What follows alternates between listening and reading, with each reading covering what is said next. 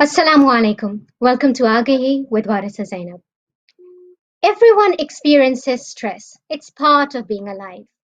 Stress is known as a response to a stress. Stress is known as a response to a threat that you come across, whereas anxiety is the response to that stress that you experience.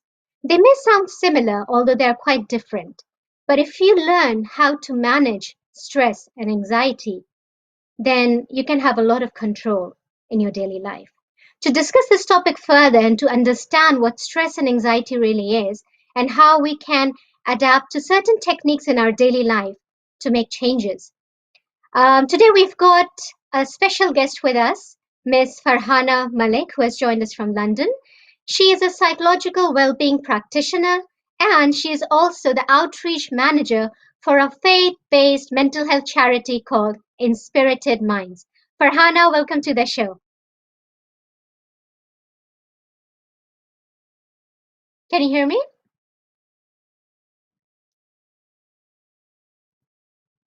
Assalamu alaikum, Farhana.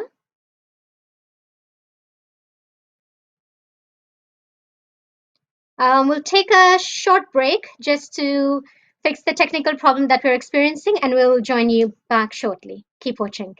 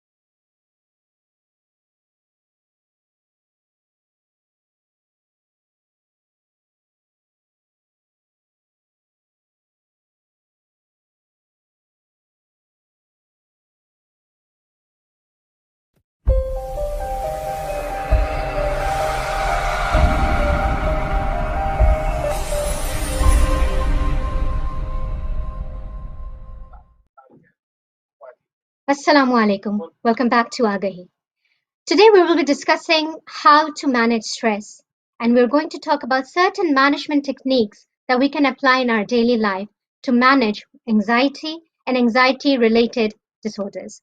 Today we have on the show Ms. Farhana Malik, who is a psychological well-being practitioner, and she is also the outreach manager for Inspirited Minds. Inspirited Minds is a faith-based mental health charity, and we'll learn more about it from Farhana. Farhana, welcome to the show. Assalamu alaikum. Wa alaikum assalam. How are you today? Yeah, not too bad. A bit stressed, which is convenient for our topic. Yeah, a little bit of technical difficulties, but that's completely normal. We all experience it, and that must have caused some amount of stress. So, talking about stress and anxiety, Farhan, I want you to first introduce yourself and tell us about the work that you do with Inspirited Minds. Yeah, so as Warisa put it nicely, so my name is Fahana Malik. I'm a psychological wellbeing practitioner and I also volunteer as an outreach manager for Inspirited Minds. So what I do as an outreach manager is go into different Muslim communities such as mosques and the general community, schools and universities to run mental health workshops alongside the Islamic perspective on it too. So that's what I do, and I also manage a team of volunteers, alhamdulillah. Outside of Inspirited Minds, I work to support individuals going through mild to moderate symptoms of depression and anxiety and stress. That's very helpful because I think our community is desperately in need of an organization that doesn't only provide help with mental health issues, but also caters the needs that are specific to the Muslim population in UK. So, Farhana, how long have you been working in this organization? So for Inspirited Minds, I've been working since 2017, alhamdulillah. Okay, mashallah, that's been long. And how long has it been still this organization has like been working in the UK? So, Inspirited Minds was founded in 2014 by three individuals, Selena, Sharina, and Talat, who found that there was a gap in the mental health system where a lot of Muslims weren't accessing mental health support or seeking help. So, they carried out a survey and found that a lot of Muslims don't access these services because of the stigma, because they're not culturally adapted to their needs, their religious needs. And so they founded Inspirited Minds, which is, alhamdulillah, has grown a lot in terms of providing counseling, in terms of providing support online, through listening support and Ask IM, which is currently established now on our website. We've also expanded in terms of sending out newsletters that incorporates both mental health from an Islamic perspective as well as the Western perspective as well. And also we've got the outreach team and research team that evaluates what we do. So alhamdulillah, it's been growing. We're all volunteers, including the founders and the CEOs. So a lot Mashallah. of people ask us, how do you guys run? You guys look really well established. Alhamdulillah, all of our Yeah. volunteers have such big hearts, and I don't think we could do anything around these areas of mental health and supporting the community without them. So I just would like to make a Mashallah. big dua to all of them in terms of their success in this life and the hereafter. I mean, I mean. So, Farhana, another challenge that we face in our community is that of language barrier. There are so many people in the community who need professional mental health support, but they feel that they are unable to communicate because most of the therapists and counselors that we have who work for NHS, they may not be bilingual. So, how does mhm. Inspirited Mind helps those individuals whose first language is not English? So with our work, we are still trying to work on translating our materials into different languages. In terms of Okay. our counselors, um, we have a range of counselors from different backgrounds. So they have the awareness of the cultural and spiritual needs within therapy. However, I feel like there is still much more progress that we need to do in terms of having an incorporation of languages in therapy. I'm not 100% sure if that is delivered, but it is in the pipeline in terms of delivering it in different languages. And in terms of material, we are definitely planning to do that or have materials that are in different languages, inshallah. That sounds really fantastic. So, jumping into the topic, we are going to talk about stress and anxiety. And stress is like something which almost everyone experiences. It's a sign of being alive. But some people are good at coping with it, whereas there are some people who really struggle. And some people resort to healthy coping strategies, whereas some people resort to unhealthy practices. So, first of all, Farhana, tell our viewers what stress really is. So there isn't a unanimous definition of stress, but a lot of people can say that it is a physiological or psychological response to situations or events that they don't have control over. So it can also be a response in which there is a lot of pressure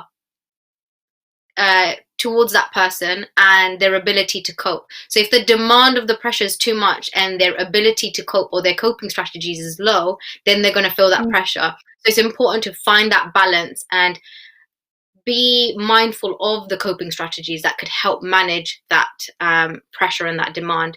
And as you mentioned correctly, everyone has different levels of coping strategies and how to cope with stress. So for example, for myself, I think I have a small stress bucket, which is a metaphor that we use to identify what stresses are happening in our life at this moment and what coping strategies do we have to minimize how much pressure we put on ourselves or how much pressure we feel. So it's about how we respond to that stressor and what we have available to respond to that pressure and that stress. So yeah, I hope I answered the question. Talking about that metaphor, stress bucket, what about those individuals for whom there is no outlet and it tends to like fill to its maximum and then it reaches a point where they can no longer control it and it goes out of hand and then it comes out in the form of physical or other psychological ailments or issues. Why does that happen? So it is about knowing when you're starting to get stressed, and sometimes it's quite hard to identify when one is getting stressed. Maybe they are habitually stressed, and it's quite hard to be aware of that before it escalates. So it's important to know physically what happens to your body when you're feeling stressed. Do you get tension? Do you feel like you're overworking? Do you feel like you're overthinking? Is your sleep routine disrupted? Are you eating well? Are you eating daily, regularly? Thinking about those things and spotting the signs beforehand before it escalates. As the stress bucket mentions, the water can overflow and then you can start developing responses where you snap at people or you overwork or you resort to unhealthy coping strategies. So it's important to be mindful about how we respond in these situations and what's happening to our body. Is there any physical changes happening to our body? Yeah. Yeah. What about those people, Farhana, who are not aware that they are experiencing stress and they are not dealing with it in a positive way? What symptoms should we look out for? So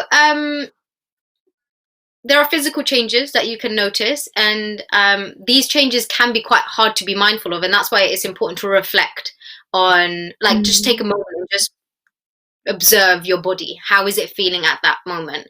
So some people might feel a bit of tension in their shoulders. They might feel a headache coming on. They might feel like pins and needles on their head or something like that. They might feel like they're overthinking a lot, or they Yeah. are behaving in a way that they don't have time for pleasurable activities, so they're overworking. Or again, as I mentioned, their sleep routine is disrupted, so they're not sleeping well, or they're sleeping too late, or they keep waking up. If they're eating their meals on time, thinking about these things, if you start seeing a change in your day-to-day life that hasn't happened before, then perhaps thinking about what is happening at that moment in time that's disrupting that pattern, that daily routine. And of course, when you do feel stress, I feel like everyone knows that there is something that's happening, but they just Yeah. can't pinpoint what it is, and that could be the hardest part to kind of process. But most of the time, physical changes in your body are the first things that you will notice. It sounds like stress has a really great impact on your physical body as well as your overall well-being. And you mentioned some of the symptoms that people may experience, like tension, headache, or tightness in the shoulder muscles. What about psychological issues? Can stress lead to psychological disorders or anxiety disorders?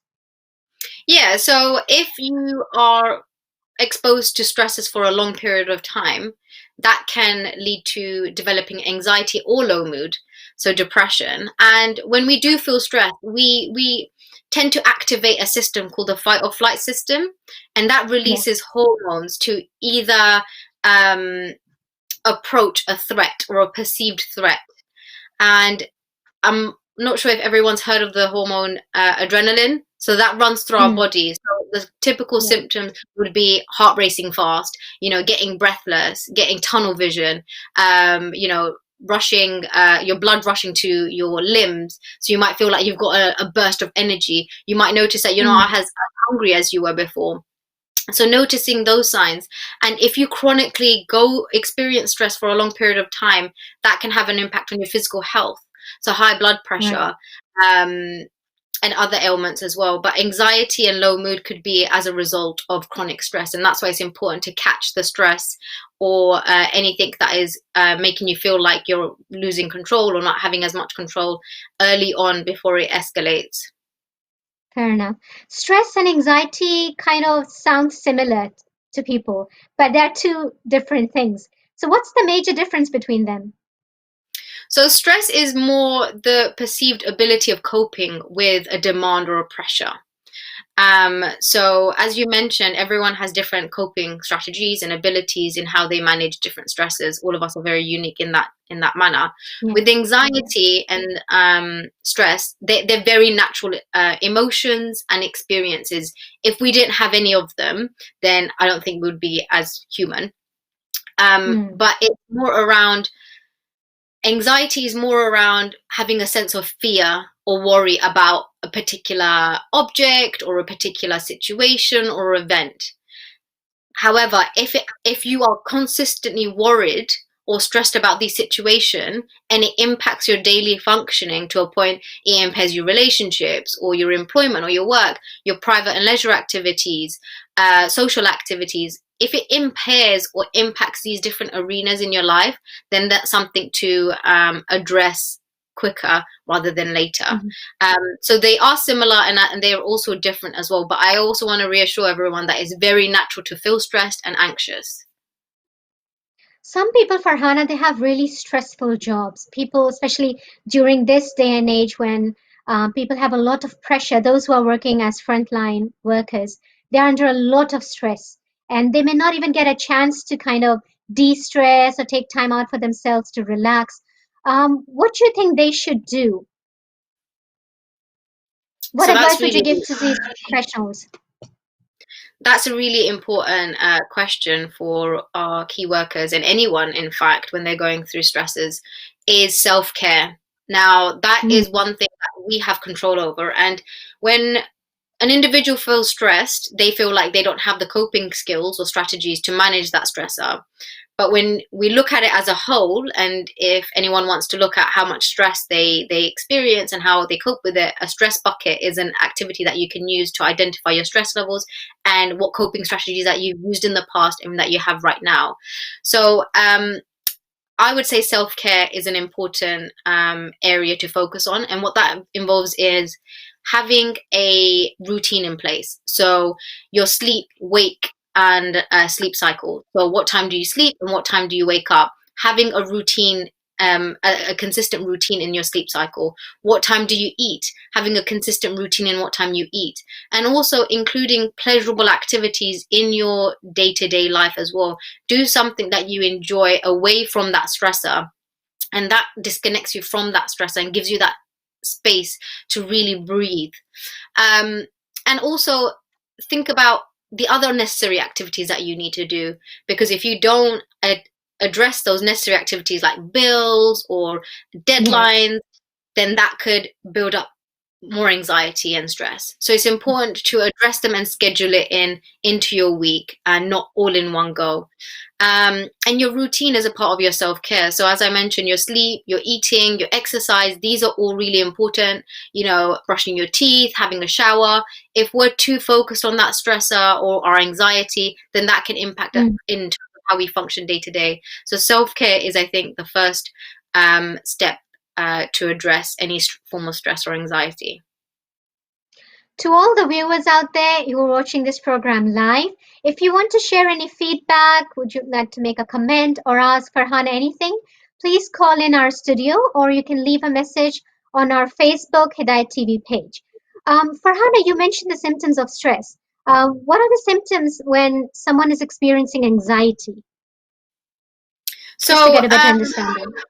Yeah, sure. So symptoms of anxiety can be physical, it can Mhm. be emotional as well, and thoughts. So I'm going to focus on physical because I know that in the South Asian community and many communities as well, they present more physically in terms of going to the GP and complaining about physical symptoms when in actual fact it's an underlying mental health condition or difficulty.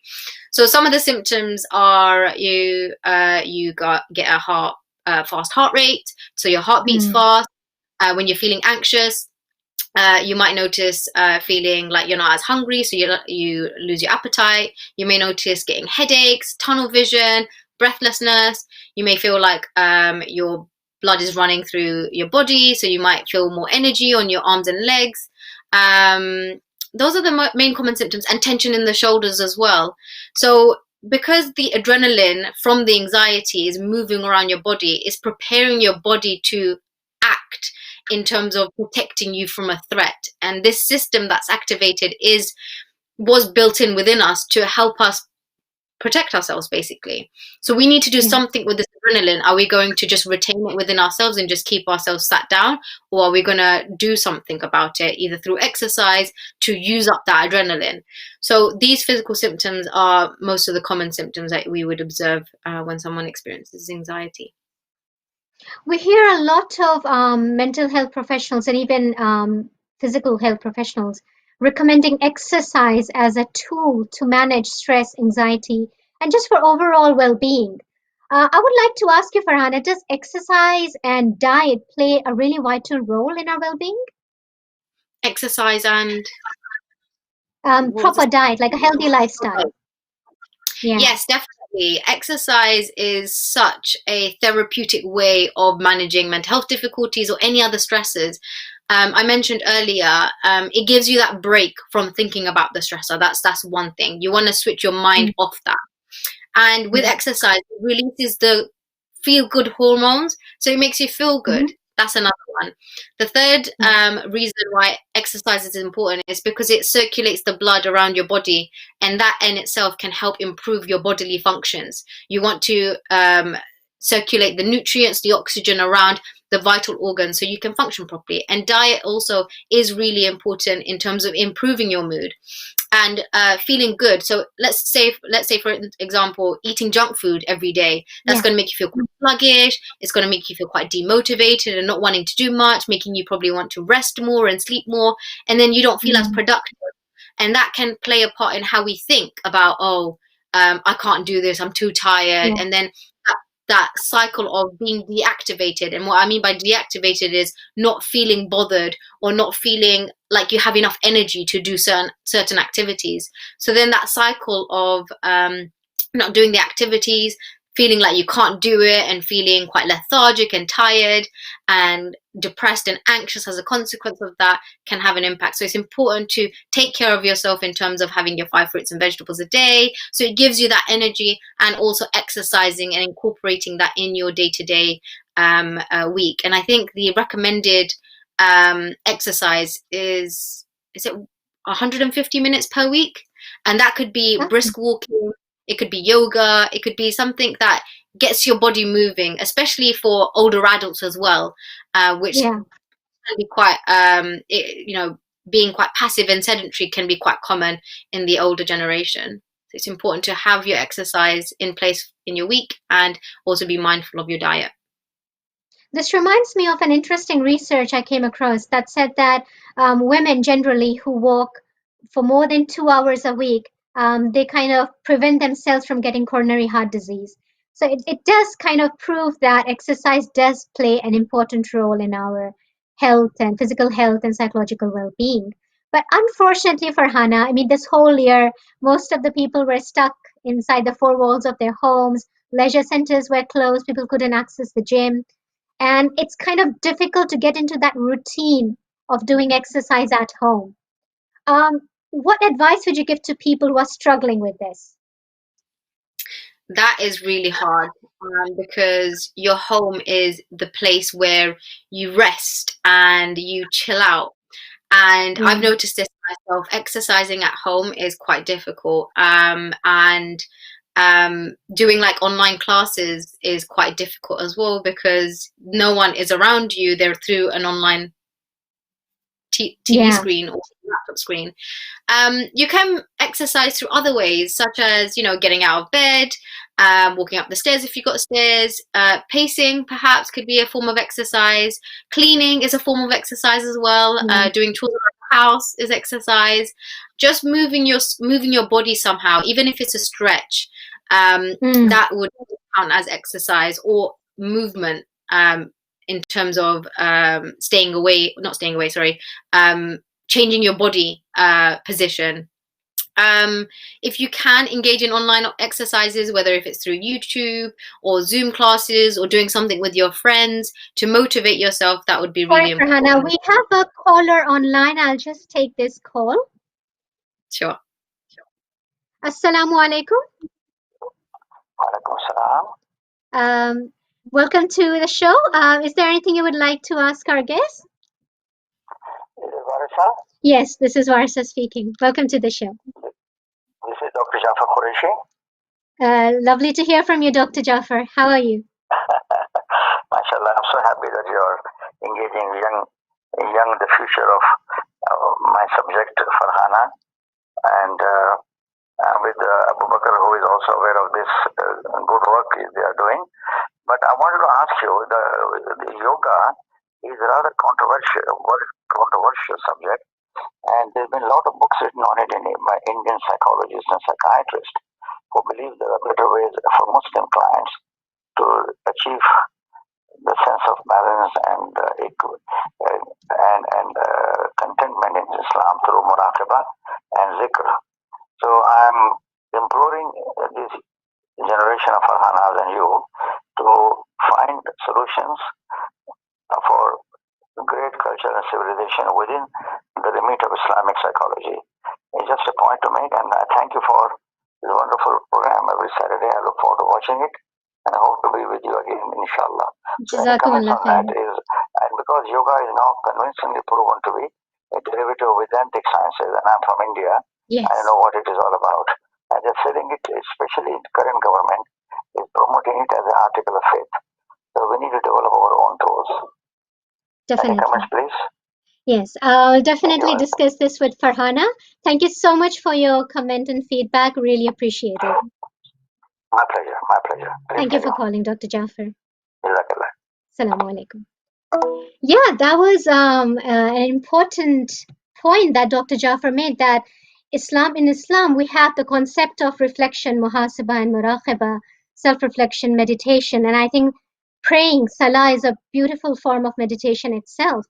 And he mentioned yoga as being a very useful tool in calming the body and the mind.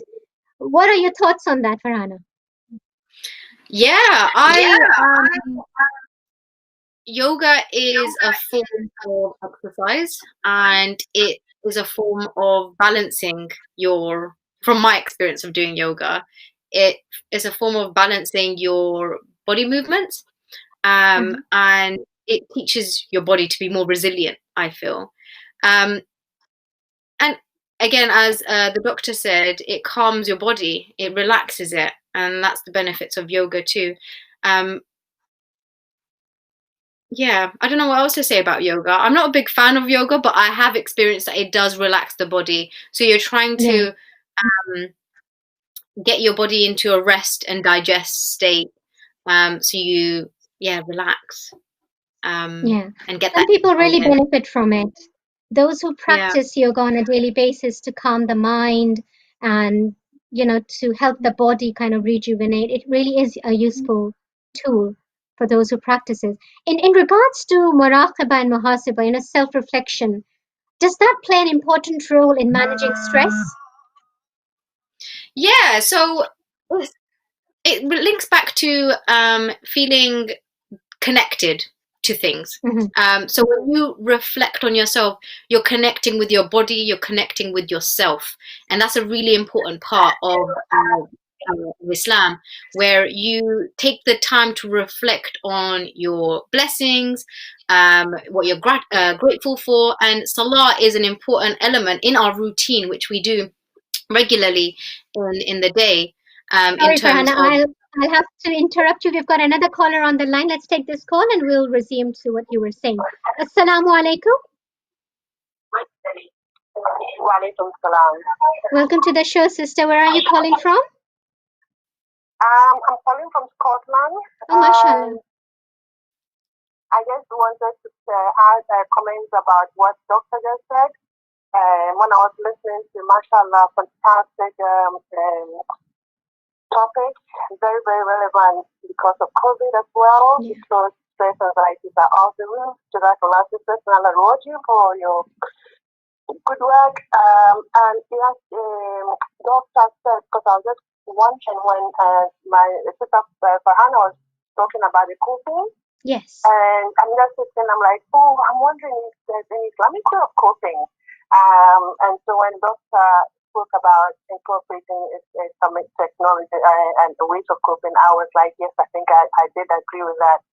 And so I was just wondering, I'm not putting it out to Sister Farhan. I know she's capable of answering it, but I just wanted to also add to the distance that if viewers know any coping mechanisms Islamically, I'm obviously sitting down to try and learn from it if they have any mechanisms in Islamically. Jazakallah for everything that you've done.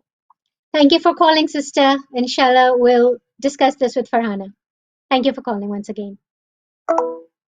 So, Farhana, we got a caller from Scotland, and sister was mentioning the Islamic coping strategies that can help a person with, management of anxiety and stress in general. So the first one is Salah. Yeah. Sorry, I can hear myself echo. Yeah, you were talking about that just before we took the call. Yeah. So Salah is one, and an important part of Islam is feeling connected to Allah and bringing us back to our fitrah. So Yes. it's important to engage in activities of ibadah, of worship. So Salah is one.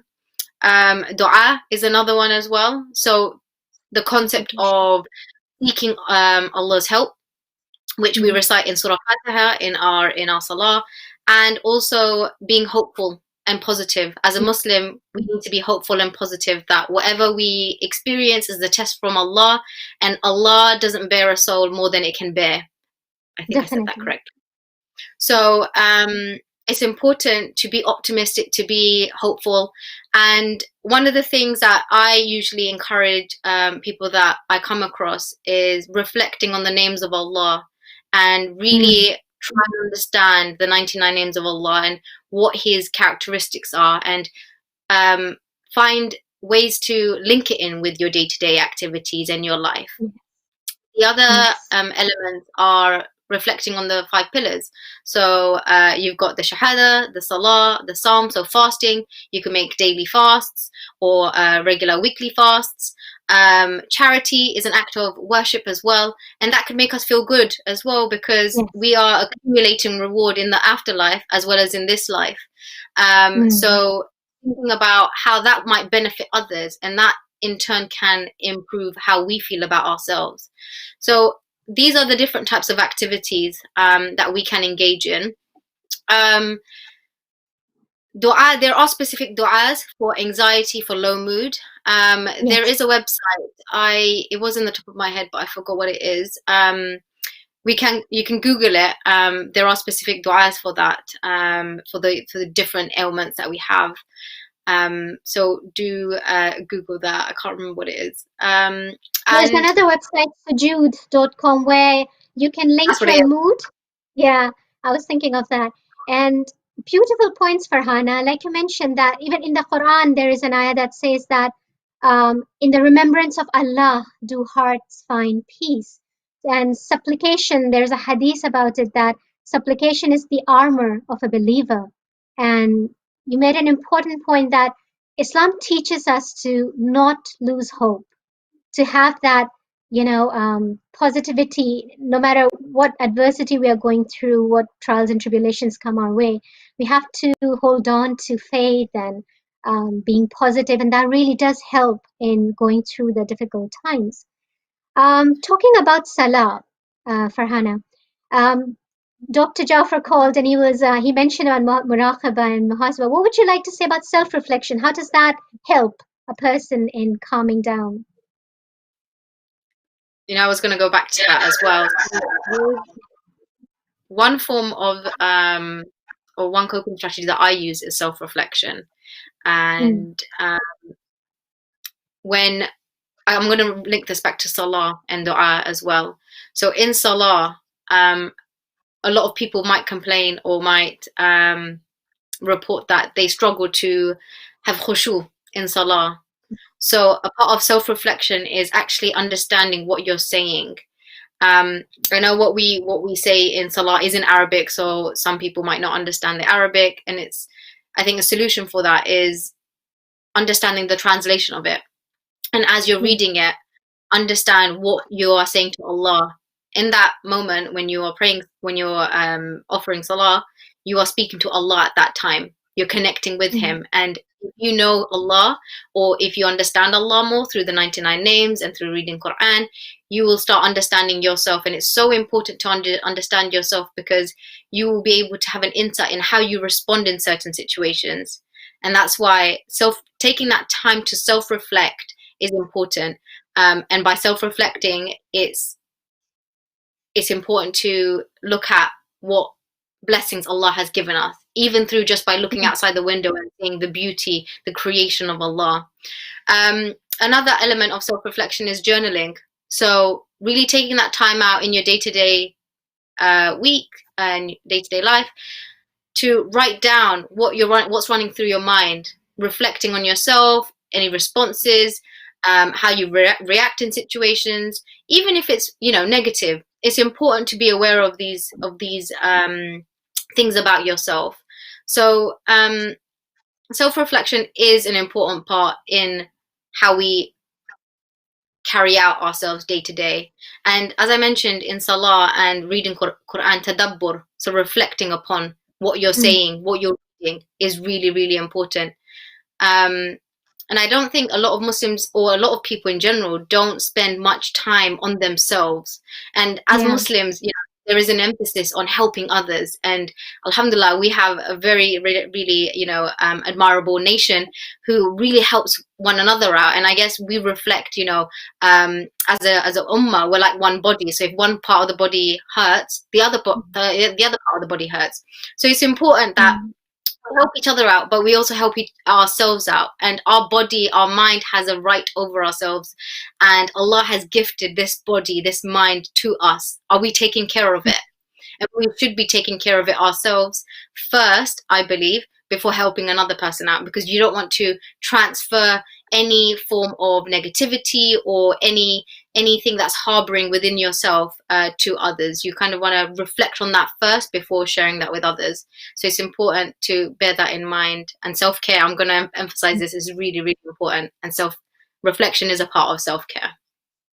And our religion also teaches us that one who understands his nafs, his psyche, his self, understands Allah. So self-reflection is really key.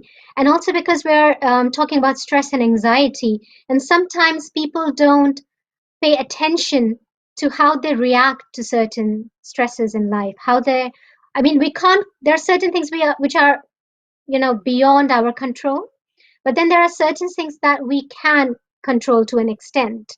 And it depends on how we react to certain things and events in life, what our response is like. And that will help us in understanding our own self and where we need to work on. So we mentioned about some healthy and some unhealthy coping strategies. If you could just briefly talk about that, Farhana. So healthy coping strategies. Yeah. So everyone has different types of coping strategies. We know that as Muslims, we do things in the realms of halal, and steer away from those that are clearly haram. So our strategies will be linked with how we cope physically, spiritually, so including activities that nourish our spirituality, our faith, our iman. Socially as well, we're social beings. Allah didn't say that we should be all alone. We work with one another. We work as a unit, as an ummah, and also psychologically. So thinking positively about ourselves, our others, and of Allah as well. So I can't mention what the coping strategies are, but it's important to bear in mind what coping strategies are using to nourish all these different arenas. And in terms of unhealthy coping strategies, it's important to make 70 excuses for our fellow brothers and sisters. Everyone goes through a difficult time, and everyone is going to fall into sin or mistakes. It's inevitable. It's important to ask Allah for forgiveness. Forgive yourself. Istighfar is really, really important with our day and age right now and in the past. So it's important to bear that in mind, as well as continuing to improve yourself to get closer to Allah, and understand and be mindful of the bigger purpose that we have. So I'm not going to go into the unhealthy strategies, but it's important to understand that everyone has a reason for developing an unhealthy coping strategy. And if you feel like you are, it's important to seek the help, either through counseling or therapy or speaking to a trusted person, because we know that some unhealthy coping strategies are very stigmatized, and it's quite hard to talk about it. So it's important to talk to someone who you trust, who you can confide in, and address it. Someone who's not going to judge you. Yeah. And it's quite easy to judge. So it's important to go to someone who's trusted, who you trust, when you're going through these difficulties. And you know yourself better than... Of course. Talking about unhealthy coping mechanisms, some people, they form addictions, they start substance abuse and, things like that.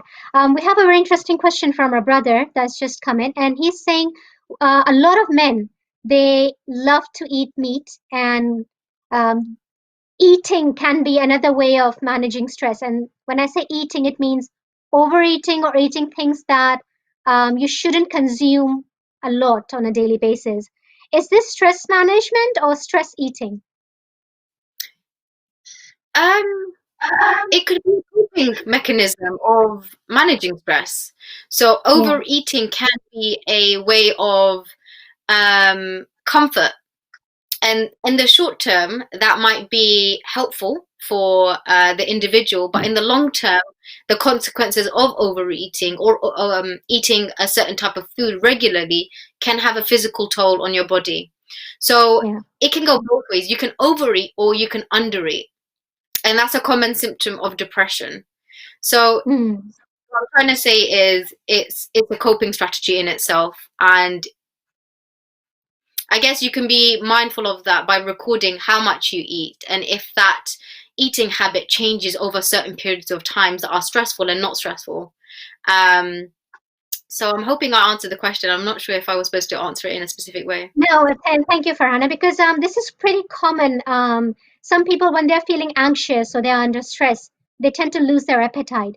And then we see people who start comfort eating, or they start drinking a lot of coffee or sweets just to kind of cope with the stress that they're experiencing. And some people fail to understand that these are coping strategies that they're using, but they not necessarily be healthy.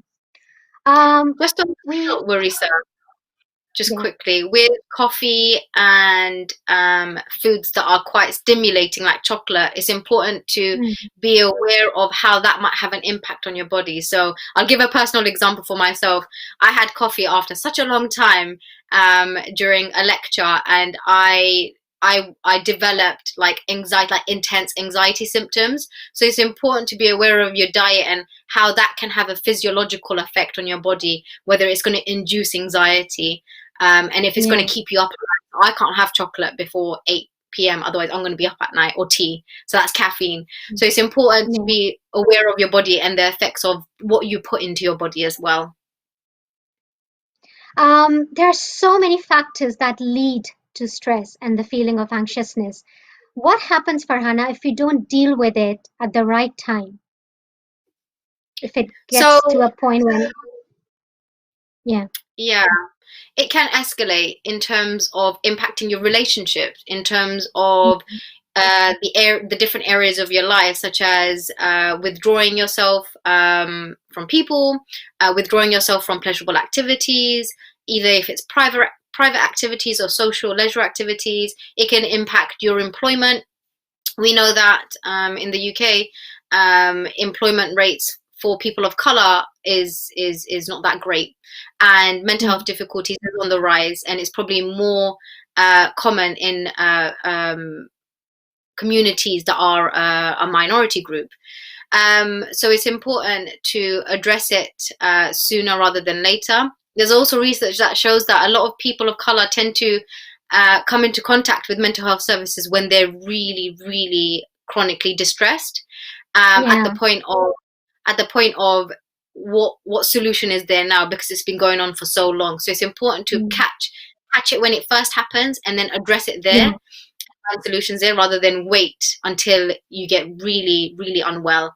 And at that point, it might be a bit difficult to find some solutions. There are solutions because Allah has provided us solutions for everything.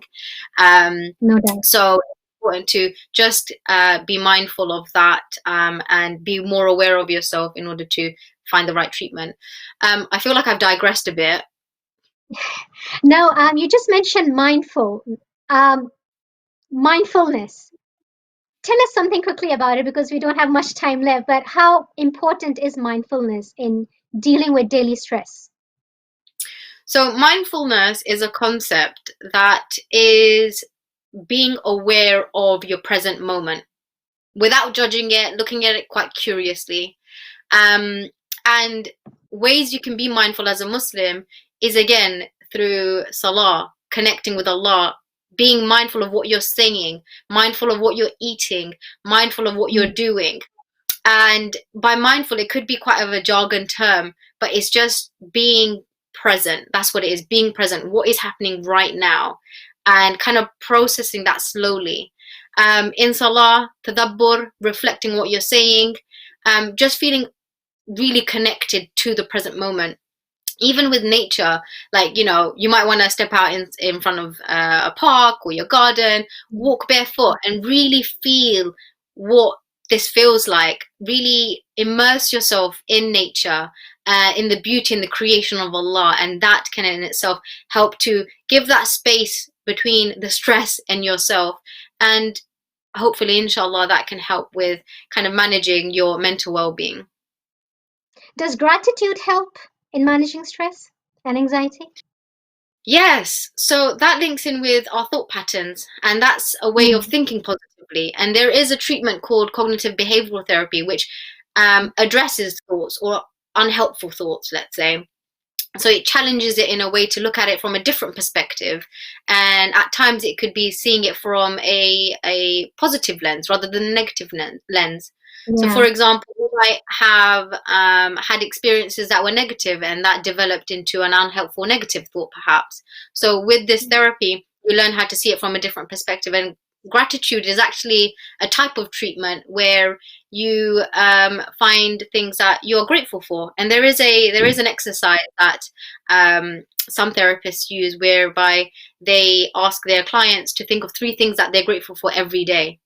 And again, in Islam, it's really important to find things that you're grateful for, because again, this world, this dunya, our bodies, our everything is a gift from Allah. How are we cherishing and appreciating that gift that Allah has given us? Your final words of wisdom, because we only have 3 minutes left. My final words of wisdom. That's a really hard one to put in a nutshell.